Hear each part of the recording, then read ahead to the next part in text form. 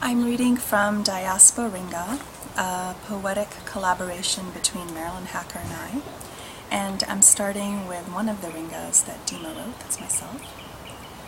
Who was that little girl with damascene eyes holding her father's hand in the Shabandar Cafe early morning, 20 years ago on Al-Mutanabbi Street? Her eyes had excavated through him. Was it his loud voice that angered her, or his confidence among all the men? Maybe she's an expensive cabaret dancer now, and he'll finally find her concealed in a bar, incense hovering. Marilyn. In Damascus, she reads her son's letter. He wants to translate a book a Jewish journalist wrote with a Palestinian prisoner of war, from French into Arabic.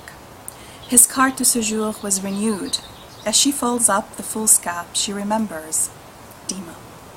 Standing on the balcony of her tiny apartment in Kuwait overlooking the Gulf, the smell of iodine so sharp in her nostrils as she watched the neighborhood kids listening to Saber's crazy stories of goat-hoofed spirits who linger at the 4th ring road.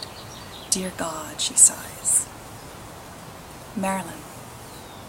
Covering her face with the abaya behind the hired car's smoked glass, Mosul's main streets are jagged with potholes. Before the war, she drove her own car to the university. She thrust the letter menace into her book bag. Tomorrow at dawn she'll go. Deema. Visit her father's grave and read the Fatiha. Who knows when she'll return? The word refugee makes her cringe. She'll go, but she'll carry the sound of his voice, calling her name. How does one say farewell to Iraq? Iraq, nothing but Iraq. She grabs a fistful of ground. Marilyn. Her hands full of earth, she kneels in red suede high heels in her small garden. She can hear the traffic hum out toward the périphérique. She's planting jasmine after lunch in a silk dress. When she was young, though, the rich had gardens and books. She made up the best stories. Deema.